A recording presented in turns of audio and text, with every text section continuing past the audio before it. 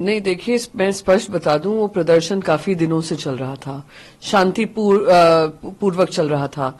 जिस तरीके से ये सरकार ने, जो सरकार का अहंकार है, ये अनकॉन्स्टिट्यूशनल इलीगल सरकार का अहंकार है, वहां के गृह मंत्री देवेंद्र फडणवीस ने लाठीचार्ज के ऑर्डर किए, जो पुलिस वालों ने, पुलिस कर्मियों ने उन बच्चों पे, महिलाओं पे, सब पे लाठीचार्ज किया और जम के उनको लाठियां मारी और काफी उसमें इंजरीज हुई हैं। उसके रिएक्शन में आप देख रहे हैं किस तरीके की हिंसा फैल रही है। ये वो लोग हैं जिनको सत्ता का इतना अहंकार है और सत्ता में रहने का इतना लालच है कि जनता की परवाह करे बगैर ये इस तरीके की हरकतें कर रहे हैं। ना वहां पे किसान सुरक्षित है, ना वहां के युवा सुरक्षित है, ना वहां की महिलाएं सुरक्षित है। और ये लोग आए दिन नए नए राजनीति को चलते हुए, अपनी राजनीति को चलते हुए नए नए पैतरे अपना रहे हैं। दुर्भाग्यपूर्ण है, निंदनीय है। और पूरे ये जो सरकार है, उनको वहां के लोगों से माफी मांगनी चाहिए। वहां के जो होम मिनिस्टर, जो महाराष्ट्र के हमारे होम मिनिस्टर हैं, जो देवेंद्र फडणवीस हैं, उनको इमीडिएटली स्टेप डाउन करना चाहिए, क्योंकि ये जो आग इन्होंने शुरू की है, ये पूरे महाराष्ट्र के खिलाफ काम हुआ है। जी, वहां के एसपी कह रहे हैं कि उन्होंने उन पर हमला किया। उसके जिम्मेदार एकमात्र ये सरकार है, जो जिस तरीके से लाठीचार्ज के ऑर्डर दिए गए, बेरहमी से लोगों को मारा गया, फिर उनका रिएक्शन हम देख रहे हैं क्या हो रहा है, वो सिर्फ और सिर्फ इनकी इनकम्पिटेंस की वजह से है। और इसलिए इनको स्टेप डाउन करना जरूरी है। आप लोग बार बार इन्वेस्टिगेशन हो रहा है, हम इन्वेस्टिगेशन शुरुआत करेंगे। क्या इन्वेस्टिगेशन करेंगे? ओपन एंड शट केस है। वो आरक्षण की मांग कर रहे हैं और ये पहली बार नहीं है, ये काफी सालों से उनकी ये लड़ाई हो रही है, शांतिपूर्वक चल रही है। आपने उसमें आग लगाकर, आपने उसमें लाठी चलवाकर और लाठी बरसाकर अपना काउंटडाउन तो शुरू कर दिया है सरकार से निकलने का, साथ ही साथ महाराष्ट्र में आग लगाने की कोशिश की है। जी मैम, कुछ ही दिनों में फव्वारे लगाए गए हैं, कहा जा रहा है शिवलिंग के आकार के हैं। आम आदमी पार्टी कह रही है भगवान शिव का और हिंदू धर्म का अपमान है, ये आम आदमी पार्टी ने। हाँ, आप जिस तरीके से आप देखिए, G20 के लिए आप शिवलिंग के शेप में आप फाउंटेन्स बना देते हैं। फिर आप महाराष्ट्र में एक इतना बड़ा फेस्टिवल है, गणपति फेस्टिवल, जो महाराष्ट्र में ही सीमित नहीं है, वो पूरे देश भर में होता है, दुनिया भर में होता है। उसी समय पे आप पार्लियामेंट का एक स्पेशल सेशन घोषित कर देते हैं विदाउट एन एजेंडा। ये जो हिंदू, ढोंगी हिंदू हैं, जो राजनीति को से जुड़े हुए हिंदू हैं, जो अवसरवादी हिंदू हैं, वो सामने देश के आते जा रहे हैं। ये इस तरीके की हिंसा फैलाना, हिंदू मुसलमानों में बंटवारा कराना, ध्रुवीकरण करना, ये सब उनकी सोच दर्शाता है कि ये अवसरवादी हिंदू हैं। इन्होंने हिंदू होने का चोला पहना हुआ है। सही मायने से ना धर्म में विश्वास करते, ना किसी तरीके से संस्कार और संस्कृति में करते हैं। ये एक प्रमुख उदाहरण है कि आपने ब्यूटिफिकेशन किया है और कोई भी उसको देखेगा। मैंने खुद ने वो पिक्चर्स देखी हैं, वो शिवलिंग के ही शेप में है। तो आप अपमानित करें हमारे धर्म, हमारे हिंदू धर्म को, आप अपमानित करें हमारे भगवानों को, जिनके हम आस्था का हमारा विषय है। ये दिखाता है कि ढोंगी हिंदुत्ववादी हैं। जी, एलजी कह रहे हैं कि वो पेड़ पूजा, पेड़ों की, पहाड़ों की, सबकी पूजा होती है। अगर कोई शिवलिंग फव्वारों को समझ रहा है तो पूजा कर लीजिए। देखिए, शर्म आनी चाहिए कि आप इस तरीके की बहानेबाजी कर रहे हैं। राजस्थान में इतने अच्छे कारीगर हैं कि कुछ और भी बना सकते थे, वो इसी में सीमित क्यों किया गया? उनको कोई डिजाइन दी गई होगी, तभी उन्होंने बनाया है। उनको लगा होगा कि वो किसी मंदिर के लिए बन रहे हैं। उनको क्या पता था यहाँ पे आकर फव्वारे बन जाएंगे वो G20 के समिट के लिए। अंग्रेजों को तो समझ में नहीं आने वाला है, जो बाकी सारे देश, दुनिया भर के लीडर्स आ रहे हैं, उनको समझ में नहीं आ रहा है। पर हमारी आस्था का विषय है, जिसको आहत पहुंची है, उसका संज्ञान लेना चाहिए।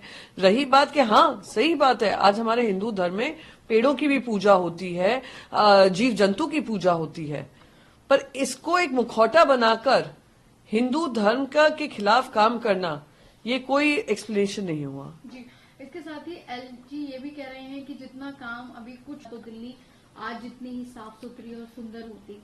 अच्छा, वो आम आदमी पार्टी के लिए कह रहे थे। मुझे लगा वो मोदी जी पे कटाक्ष कर रहे थे कि 9 साल से वो सरकार में है और दिल्ली में लॉ एंड ऑर्डर व्यवस्था रही हो और बाकी सारी इंपॉर्टेंट व्यवस्था रही हो, वो तो केंद्र सरकार के हाथ में है। तो केंद्र सरकार की नाकामयाबी है कि आज दिल्ली को जो अर्बनाइजेशन मिलना चाहिए था, उसमें आप अड़ंगा डालते हैं। इतने सालों से म्युनिसिपल कॉर्पोरेशन में सरकार आपकी थी, मेयर आपके थे, अभी आकर बदलाव हुआ है, तो जैसे ही बदलाव हुआ है वो काम पे लग गए हैं। साथ ही साथ आप देखिए 9 साल की अगर बात करें तो अचानक से रातों रात जब G20 की मीटिंग्स मुंबई में हुई थी, वहां पे ब्यूटिफिकेशन की बजाय वहां पे वॉल्स खड़ी कर दी थी, प्लास्टिक की वॉल्स बना दी थी लंबी लंबी G20 दिखाने में। ये ब्यूटिफिकेशन नहीं होता है, ये अपनी नाकामयाबी और असफलता छुपाने का बात होता है। जी मैम, इसके साथ ही आज एक बड़ा मिशन चंद्रमा के बाद आदित्य L1 लॉन्च किया गया। मैं इसरो के सभी लोगों को, साइंटिस्ट हों, हमारे इंजीनियर्स हों, सबको बधाई देना चाहूंगी कि एक के बाद एक वो देश के लिए इतने अभिमान लाने वाले काम हो रहे हैं और एक सक्सेसफुल लॉन्च हुआ है।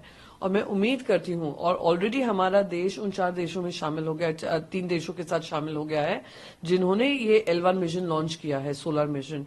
तो हम उसमें से एक होंगे, ये गर्व की बात है। और 130 करोड़ इंडियंस आज सब गौरवान्वित तो फील कर ही रहे हैं, पर साथ ही साथ अपना एक अभिमान की फीलिंग है कि आज हमारे देश ने वो कर दिखाया है जो अनगिनत देश नहीं कर पाए हैं, डेवलप नेशंस नहीं कर पाए हैं। जी मैम, रक्षाबंधन का दौर हाल ही में बीजेपी कह रही है कि लगातार राजस्थान हो, छत्तीसगढ़ हो, यहाँ पर बलात्कार और जैसी घटनाएं बढ़ रही हैं, सरकार कुछ काम नहीं कर रही है। जेपी नड्डा का खुद बयान सामने आया है। देखिए, बहुत ही दुर्भाग्यपूर्ण है, बहुत ही निंदनीय है और आए दिन हम सुन रहे हैं कि ऐसी घटनाएं सामने आ रही हैं।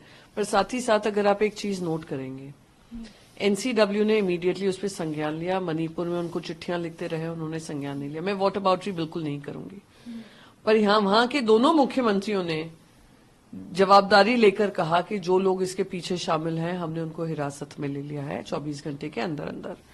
राजस्थान की बात हो तो जो ये नग्न अवस्था में महिला को घुमाया गया उनके परिवारजनों ने ही किया गया, वो और भी निंदनीय है। ये घोर अपराध है, पाप है, और ये सब पाप की भागीदारी हैं जिन्होंने इस तरीके की हरकत की है। पर उनके पाप के साथ साथ इनको सख्त से सख्त सजा हो, जल्द से जल्द सजा हो, और ये फास्ट ट्रैक कोर्ट में इनको सजा मिले और सख्त से सख्त सजा मिले, यही दोनों सरकारों से उम्मीद है और अपेक्षा है। जी वन नेशन का जो एक रूल बीजेपी लेकर आ रही है, वन पार्टी। हाँ, तो जिस तरीके से इनके काम चल रहे हैं कि one nation one tax, one nation one ration card, one nation one this, one nation one that, तो ये जो वन नेशन की थियोरी है वो बिल्कुल जो हमारे हिंदू धर्म जो यूनिटी एंड डिवर्सिटी में मानती है, जो वासुदेव कुटुंबकम मानती है, उसके खिलाफ काम हो रहा है।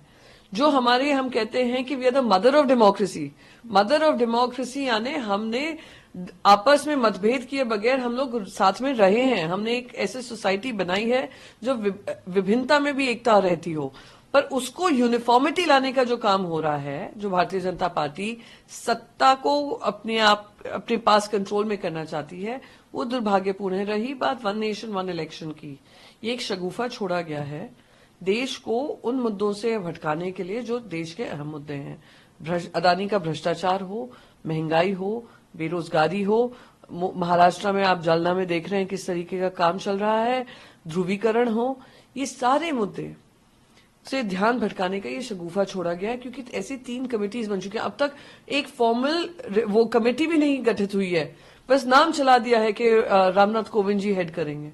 क्या उनका अधिकार क्षेत्र होगा, कौन उनके साथ कमेटी में होगा, क्या टाइम फ्रेम होगा, कुछ उस पर चर्चा नहीं है। ये वैसे ही जैसे प्रधानमंत्री ने यूसीसी के बारे में एक मंच से चर्चा कर ली, फिर सारी चीज रफा दफा कर दी गई। ये शगुफा छोड़ा है। ये पहले की 3 रिपोर्ट्स भी बता चुकी हैं कि इसमें कॉन्स्टिट्यूशनल 5 अमेंडमेंट करने पड़ेंगे और पहले वो पार्लियामेंट में पारित होंगे, फिर आपको राज्यों में लेकर जाना पड़ेगा, क्योंकि ये फेडरल स्ट्रक्चर के खिलाफ है। मैम, हाल ही में गठबंधन की एक मीटिंग हुई है, उसमें लेकर या संयोजक कौन होगा, इस तरीके की बातें की जा रही हैं। नहीं, वो उनकी तो काम ही हो गया बात करना, क्योंकि खुद नाकामयाब रहे।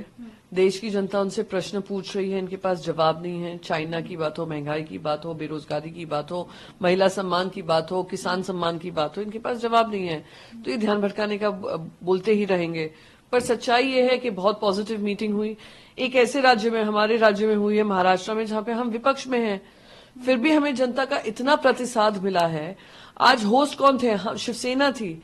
आपने शिवसेना को की पार्टी तोड़ने का काम किया, भारतीय जनता पार्टी ने पीठ में खंजर घोंपा, आपने हमारा इलेक्शन सिंबल तक ले लिया। फिर भी हमने एक बहुत सक्सेसफुल हमने मीटिंग की जहां पे कमिटीज बनी है, वो कमिटीज जल्द से जल्द सीट शेयरिंग पे भी निर्णय लेंगी, साथ ही साथ क्या कॉमन कम्युनिकेशन होगा, क्या कॉमन थीम लाइन होगी, क्या रिसर्च होगा, सब कॉमन टॉकिंग पॉइंट्स होंगे, कॉमन नैरेटिव बनेगा, वो हमने काम किया है।